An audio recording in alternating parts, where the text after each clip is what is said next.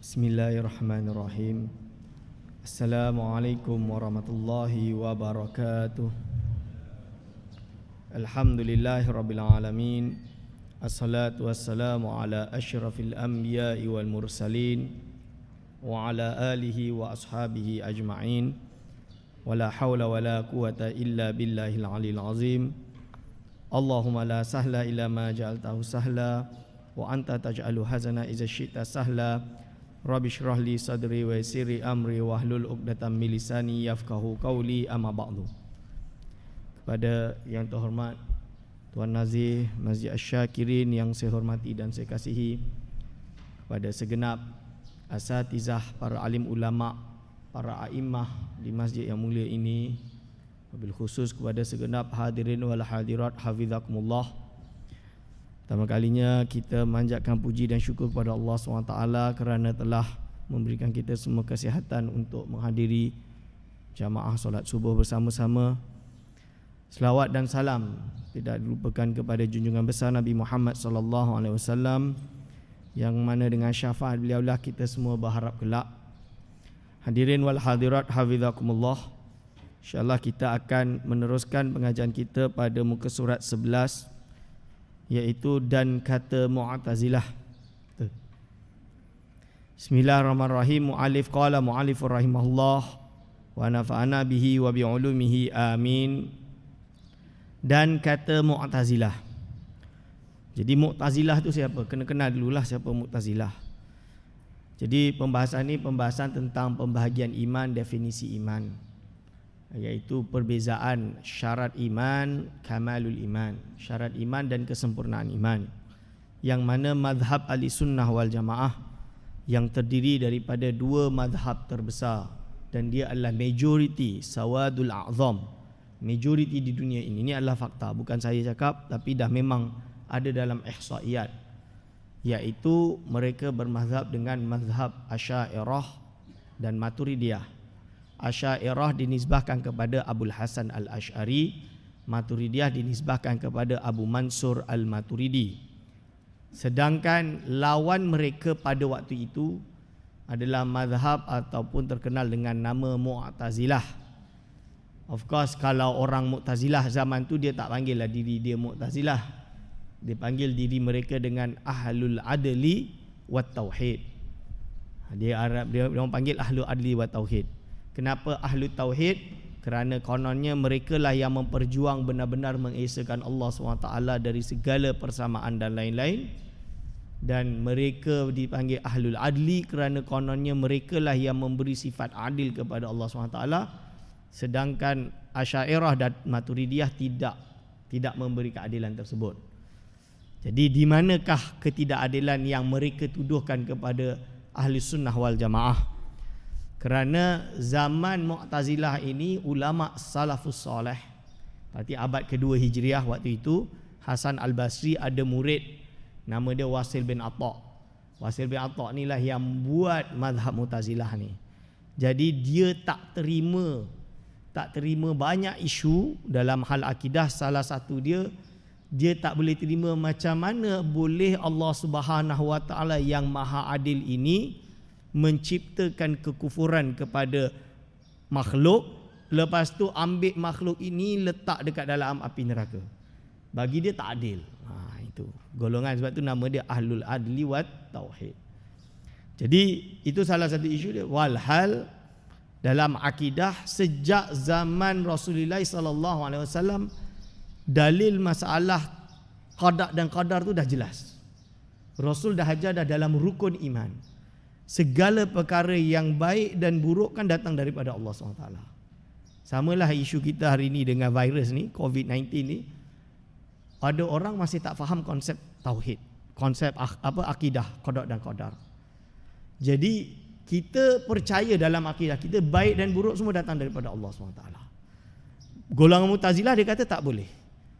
Yang baik boleh datang daripada Allah, iaitu datang daripada Allah, dia kata. Yang buruk mesti datang daripada manusia. Padahal dalam akidah Ahlussunnah wal Jamaah kita percaya bahawa Allah SWT ada 3 sifat yang sangat penting yang membahas tentang qada dan qadar. Iaitu pertama sifat ilmu Allah, sifat iradah Allah. Yang ketiga sifat kudrah Allah. Sifat ilmu Allah ni apa? Suatu sifat yang qadim, maksudnya terdahulu atau sedia ada, bukan dari tidak ada lalu ada, tapi Allah SWT dah memang tahu dalam ilmunya yang qadim semua yang terjadi dan yang akan terjadi sampai bila-bila. Jadi Allah SWT bukan macam kita ni dari tak tahu sekarang kita mengaji kita tahu.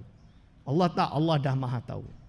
Berarti Allah bila dia menciptakan makhluk, dia memang dah tahu dah bahawa nanti ada namanya Muhammad, bahawa nanti adanya Islam, nanti ni ada tuan-tuan, pada hari ini, tarikh ini adanya penyakit COVID-19. Allah SWT dah tahu. Ini nama dia ilmu Allah yang mana bertakluk dengan segala perkara yang wajib, yang mustahil dan harus dari segi akal. Berarti semua benda lah. Yang mana ta'aluk dia dipanggil dengan ta'aluk tanjizi qadim. Itu kita bahas kitab yang lain lah nanti insya-Allah. Lalu Allah SWT juga memiliki sifat iradah. Iradah ni apa? Berkehendak. Maksud berkehendak ni Allah SWT memiliki iradah, memiliki kehendak lah.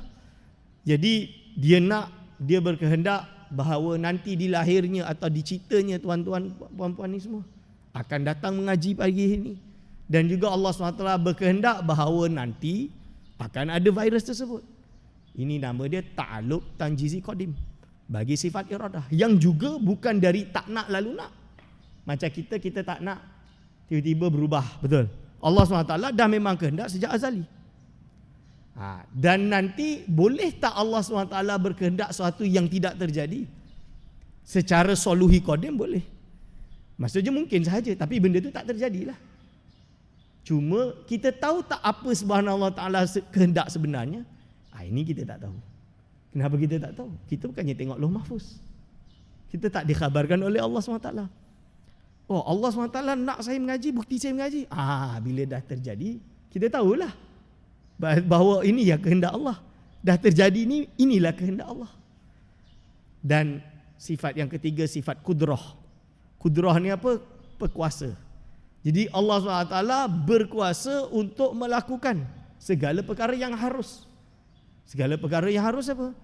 Iaitu menciptakan makhluk, mewujudkan alam, menghancurkan alam, memasukkan dalam syurga, memasukkan dalam neraka.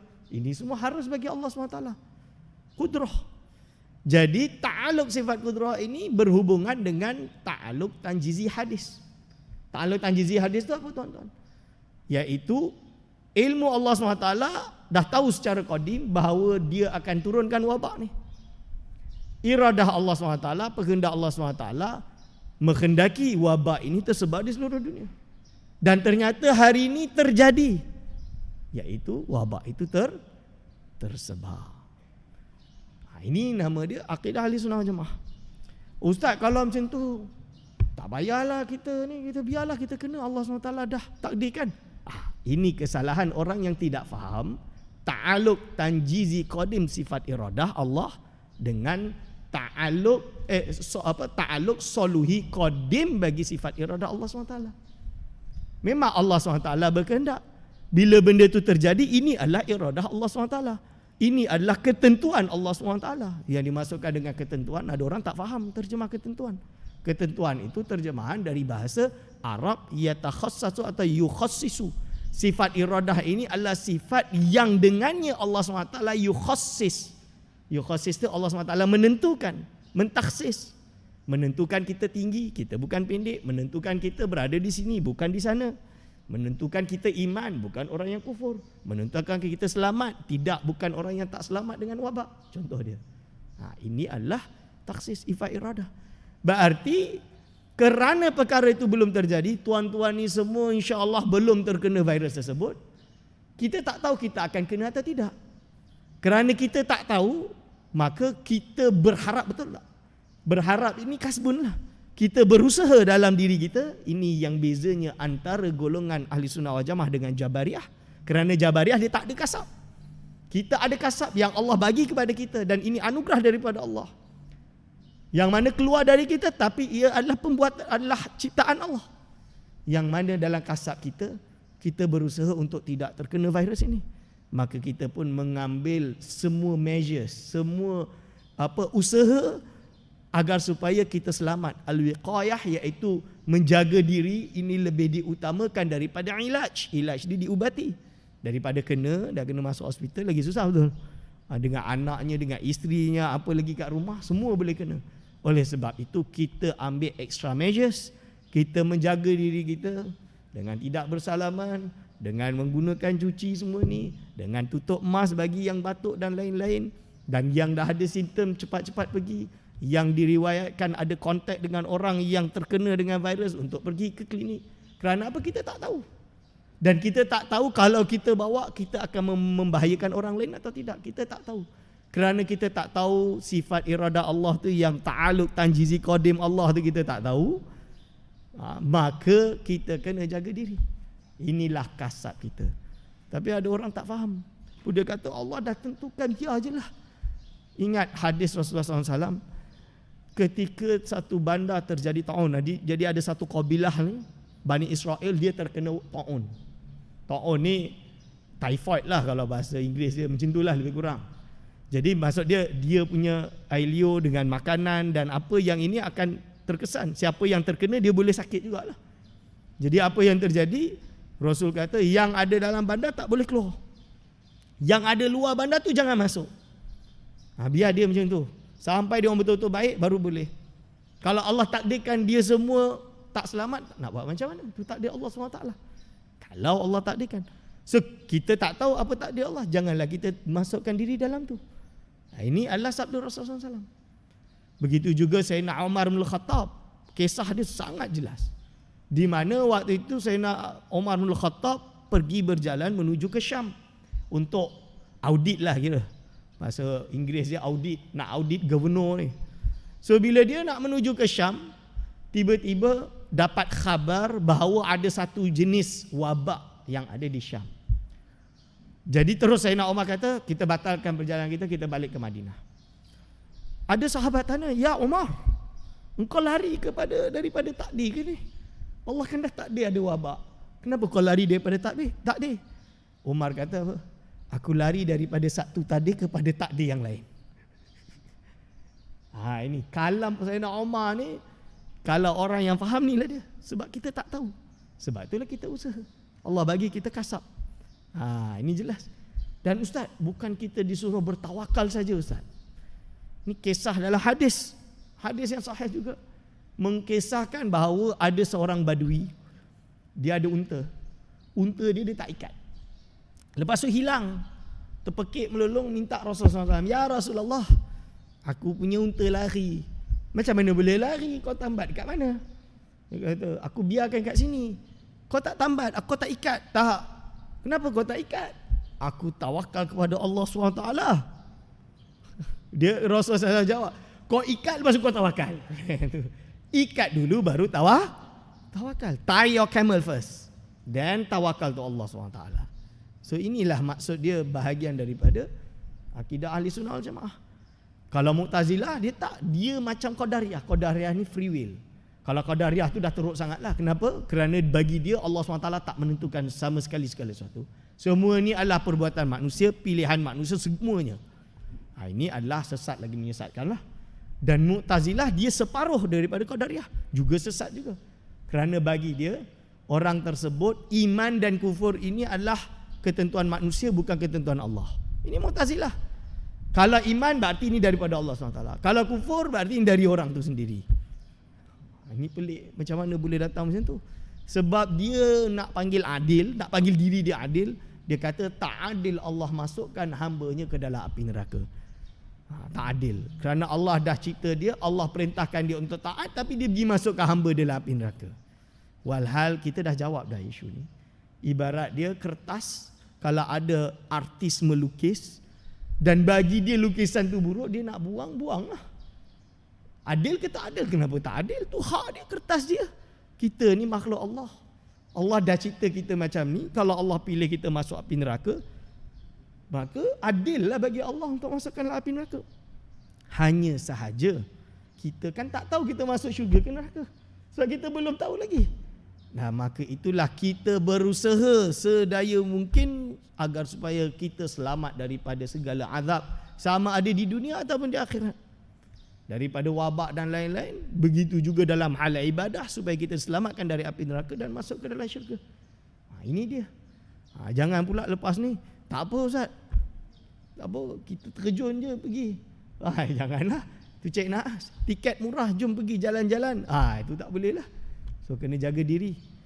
Jaga diri, insya-Allah kalau dah selesai, dah alhamdulillah. Ini yang kita harapkan. Jadi kena faham masalah takdir, iaitu perbezaan.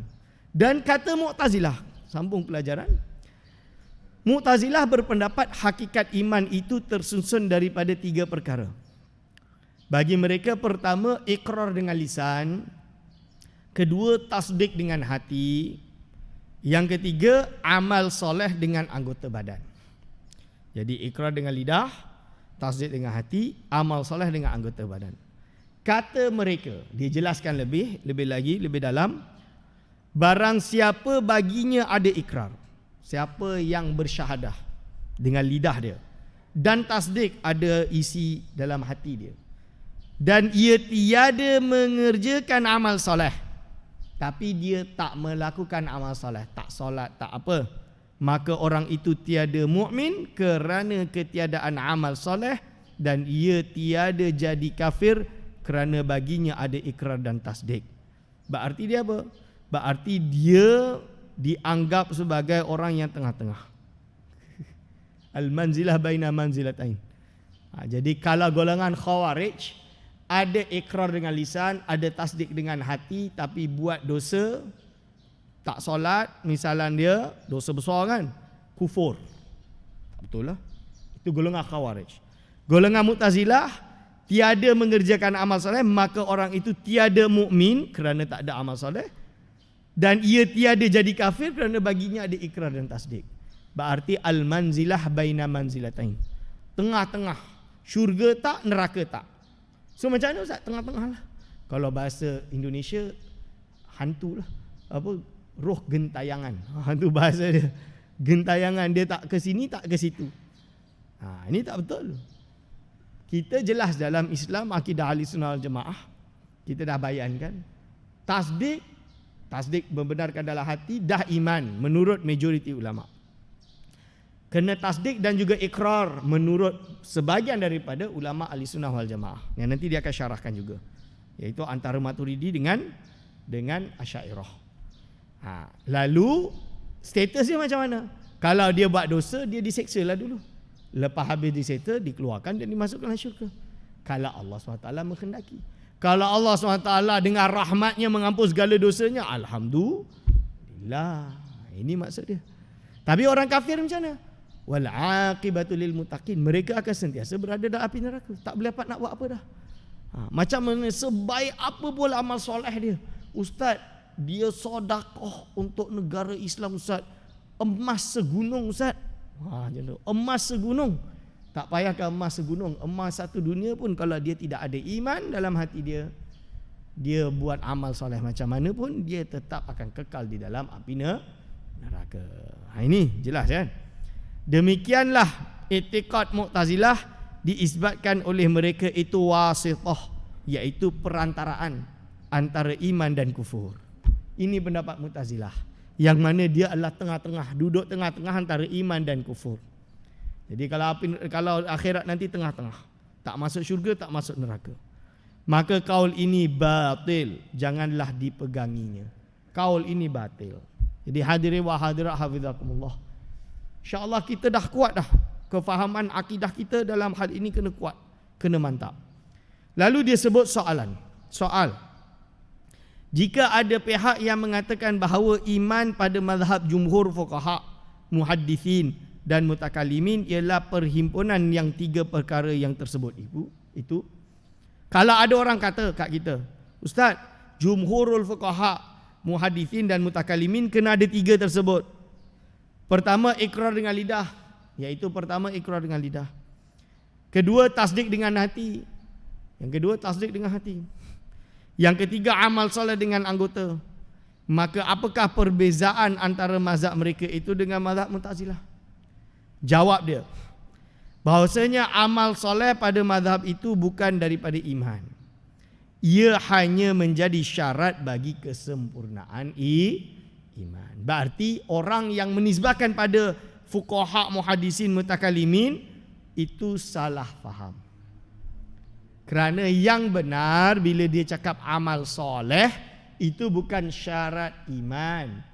Itu adalah kamalul iman, kesempurnaan iman, atau syarat kesempurnaan iman. Macam mana iman ni nak sempurna kalau orang tersebut tidak solat? Misalan dia. Boleh faham? Ini adalah misalan dia. Contoh dia. Lalu dia sebut apa? Iaitu di luar hakikat iman. Luar daripada huwiyatul iman. Bahasa Arab hakikat juga bermakna huwiyah. Huwiyah dari perkataan huwa, iaitu dia, zat dia, dari perkataan domir. Huwiyah berarti ia itu sendiri. Zat dia itu sendiri, hakikat dia.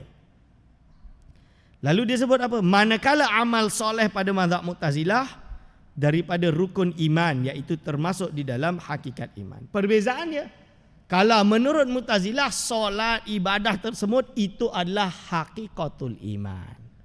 Dari sini kita dapat bezakan pendapat majoriti ulama dengan minoriti ulama, iaitu minoriti ini Mu'tazilah. Kerana hari ini Mu'tazilah wujud ke tak? Tak wujud dah. Hari ini alhamdulillah dah tak wujud. Sebab apa? Telah dihapuskan oleh ulama besar Ahli Sunnah wal Jamaah yang bernama Hujjatul Islam, iaitu Muhammad bin Muhammad Al-Ghazali rahimahullah, yang mana beliau mengarang kitab Al-Iqtisad fil I'tiqad, dan setelah itu beliau memang banyak berdebat dengan golongan Mu'tazilah dan mereka telah runtuh. Dan kalau kita tengok sejarah lepas tu, Mu'tazilah semakin lama semakin mati, semakin lama semakin mati, semakin lama semakin hilang dan sirna. Cuma yang keluar hari ini golongan New Mu'tazilah. New Mu'tazilah ni apa? Yang macam sikit lah Mu'tazilah. Dari segi apa? Dari segi mabadi' mendahulukan akal, mengalahkan nas. Itu ya. Mereka dipanggil golongan liberalisme. Yang mana mereka ini tidak merasa syariat perlu dibatas dengan batasan hudud-hudud nas, had-had batasan nas ataupun syariat Quran dan Sunnah. Tapi bagi mereka syariat agama ini boleh ditafsir dengan akal sebebas-bebasnya, iaitu tidak ada limitation. Sebab itu dipanggil liberal. Kerana apa? Mereka liberty. Liberty ini minta kebebasan. Kebebasan berfikir, kebebasan berpendapat walaupun dalam agama, dan melanggar nas-nas syariat. Mula mempertikai banyak hal, termasuk aurat, hijab, mempertikai masalah apa yang telah disyariatkan, semua dipertikaikan. Atau tak semua, majoriti atau banyak tak dipertikaikan. Perbezaan besar antara mereka dengan Mu'tazilah, banyak pendapat akidah mereka tak ikut Mu'tazilah. Mu'tazilah dalam bab tauhid masih kuat, dalam erti mereka percaya wujudnya Tuhan. Ada golongan liberal mungkin percaya wujudnya Tuhan, tapi menerima kebebasan berpendapat sampai orang atheism tu perlu disantuni. Itu tak betul lah. Contoh dia. Dan kesalahan besar yang lain dalam bab golongan liberal ini, dengan perbezaan dengan Mu'tazilah. Kalau zaman dulu Mu'tazilah terkenal bahagian daripada mereka golongan-golongan yang kuat berpegang dengan syariat. Mereka mengarang kitab usul fiqh banyak, termasuk Al-Mu'tamad fi Usulil Fiqh. Dalam arti mempercayai bahawa kewajipan menjaga syariat ni kuat, itu mereka kuat. Kita tak menolak perkara tersebut. Mereka jelaskan kewajipan solat dan lain-lain tu dengan tegas. Tapi liberal hari ini justru dalam bab syariat inilah tujuan dia, kalau boleh nak selonggar-longgarnya.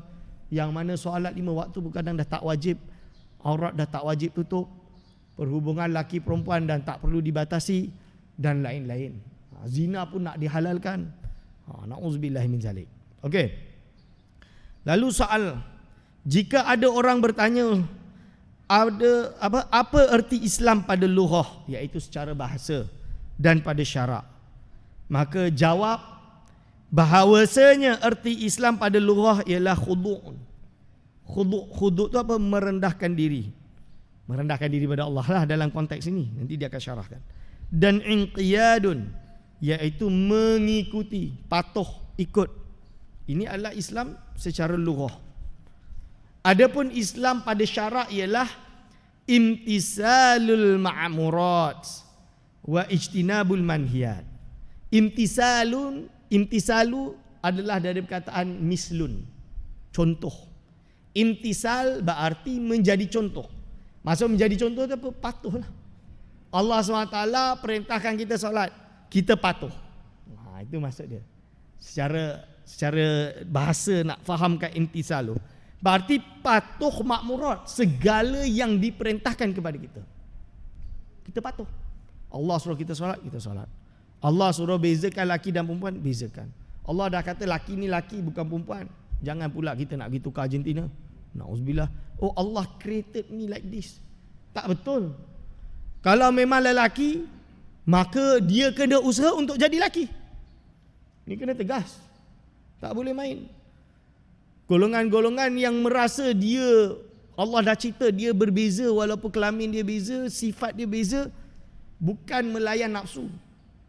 Manusia diciptakan suka makan, tapi Allah suruh kita puasa. Betul? Puasa untuk apa? Untuk jaga diri, jaga hawa nafsu. Orang yang merasa memerlukan, iaitu kebutuhan biologi dia, biological needs dia, iaitu hubungan seksual misalnya dia rasa dia perlu, tapi dia tak mampu nak kahwin, tak ada duit, kerja tak ada, apa tak ada. Oh, ni Allah dah jadikan aku macam ni, boleh buat? Mana boleh? Maka apa Rasul ajar? Puasalah. Alaikum bisaum. Puasa. Kalau puasa, kenapa puasa? Yelah, bayangkan kita puasa tiap-tiap hari. Nak kahwin tak boleh kahwin, tak ada duit, puasa. Kita lembik tiap-tiap hari, betul? Nak desire, sexual desire tu tak keluar lah. Sebab apa dia? Dia puasa. Ini Rasul suruh. Tapi kalau mampu, kahwin lah. Kahwin tak apa, buat anak banyak. Kerana apa? Rasulullah SAW suka banyak umat. Ini contoh dia. Berarti apa? Imtisalul ma'murat, iaitu mematuhi segala perintah Allah. Wajtinabul manhiyat, iaitu dan menjauhi segala perkara yang ditegah oleh Allah Subhanahu Wa Taala. Allah melarang apa? Melarang kita buka aurat. Itu dah takdir Allah SWT. Dia menentukan kita jangan buka aurat. Maka jangan pula Allah susah, panas. Ini namanya ikut nafsu. Kita kena lawan. Kita adalah umat yang memiliki hadarah, memiliki tamadun. Tamadun kita hebat, sejarah kita hebat. So kita kena kembalikan percaya diri tersebut. Setelah 300 tahun bangsa ni dijajah, kan, kita kena kembali kepada apa yang kita banggakan dulu. Kita dah ada sawabit. Kenapa kita tidak memperjuangkan sawabit ini? Sawabit ini apa yang telah menjadi ciri khas kita, ketetapan pasti kita sebagai umat Islam. Lalu disebut iaitu menerima dan redha akan segala hukum itu dengan tiada menolaknya. Menerima dan redha dengan segala hukum itu dengan tiada menolaknya. Hukum hakam fikih tidak boleh ditolak. Inilah Islam. Jadi menerimanya dengan redha, sama ada diamalkannya atau tidak. Sama ada amalkan tidak, kan? Ini tidak mengeluarkan seorang itu daripada Islam. Itu maksud dia. Ginalah kita amal, tapi jangan bila ada orang yang tak beramal kita tuduh dia kafir, dia bukan Islam. Tak betul. Tapi ustaz, saya ada baca, ada pendapat ulama, iaitu golongan, sebahagian daripada golongan Hanabilah seperti Ibn Taymiyah dan lain-lain berpendapat bahawa orang yang tak solat berarti dia juga kufur. Jadi bukan masalah dosa yang lain, tapi solat je ustaz. Ni macam mana? Dalam ahli sunnah wal jamaah tak. Kita tak kata macam tu. Kita kata kalau dia meninggalkan solat, barang siapa yang meninggal dia panggil tarikus solat. Tarikus solat ni orang yang meninggalkan solat, selagi dia tidak mengingkari kewajipan solat, maka dia dianggap dosa besar dan dia dihukum, dan memang hukum dia adalah hukum bunuh. Contoh dia orang yang tak nak solat, tanya kenapa tak nak solat? Malas, paksa solat juga. Tak nak juga solat, paksa. Zaman dulu iaitu dihukum bunuh. Tapi ulama mazhab Syafi'i juga berbeza pendapat. Ada yang kata tak payah, tapi paksa dia sampai solat. Maksud dia apa? Polis boleh tarik dia, rotan dia sampai dia solat. Sampai dia takzir dia sampai dia solat. Kalau dia tak ni juga istitabah, bawa masuk counselling, bagi dia counselling sampai dia bertaubat dan dia solat. Ibarat dia apa? Masuk di penjara lah. Penjara bagi dia rasa, bagi sampai dia solat dan qada solat dia telah lalu. Ini adalah bahagian dari pendapat ahli sunnah wal jamaah. Soal, bahawa iman dan Islam pada syarak, adakah keduanya itu berlainan atau tiada? Jadi ada yang kata Islam dan iman ni, iman dan Islam ni berbeza ke tidak? Ini dia sebut. Jawab, bahawa iman dan Islam berlainan keduanya pada mafhumnya, seperti yang telah kamu ketahuinya, pada takrifnya. Tetapi berlazim-laziman keduanya pada syarak. Berlazim-laziman keduanya pada syarak dengan sekira-kira tiada diperoleh mukmin yang tiada muslim, dan tiada diperoleh muslim yang tiada mukmin. Ini maksud dia. Jadi dia lazim. Jadi asal usul dia, mafhumnya kita dah tahu. Memanglah Islam tu dari segi tadi hukum tu dah tahu, iman tu lain.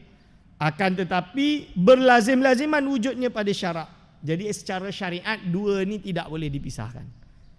Sekiranya tiada diperoleh mukmin yang tiada muslim, dan tiada diperoleh muslim yang tiada mukmin. Jadi orang mukmin tu muslim lah, orang muslim tu mukmin lah. Dalam Quran bila isyarah mukmin wal muslim samalah tu. Ini maksud dia. Hanya barang siapa bersifat dengan iman, maka dia bersifat dengan Islam. Dan barang siapa bersifat dengan Islam, maka ia bersifat dengan iman.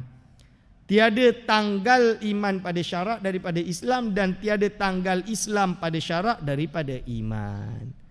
Iman dan Islam tak boleh ditanggal. Kedua-duanya daripada syariat. Sebab itu, apakah itu syariat? Syariat itu dari perkataan syari'. Syari' itu jalan, korek, jalan. Jadi jalan orang Islam itu syariat lah. Yang mana dalam jalan ini atau syariat ini tidak boleh dipisahkan antara Islam dan iman. Hukum hakam Islam, iman ini adalah kepercayaan tasdik. Dua-dua ini tidak boleh dipisahkan. Dan dua-dua ini dalam syariat juga. Lalu dia sebut hubaya-hubaya, tak boleh tidak. Hubaya-hubaya ni tak boleh tidak. Jadi bahasa hubaya-hubaya ni dah digunakan oleh, saya tengah baca buku manuskrip, nama dia As-Sirat Al-Mustaqim, karangan Syekh Nuruddin Ar-Raniri. Syekh Nuruddin Ar-Raniri yang dikarang Sirat Mustaqim dicetak di Hamish Bughiyatul Tulab kalau tak salah. Sabilul Muhtadin, hamish daripada Sabilul Muhtadin. Sabilul Muhtadin ni karangan Syekh Arsyad Banjari.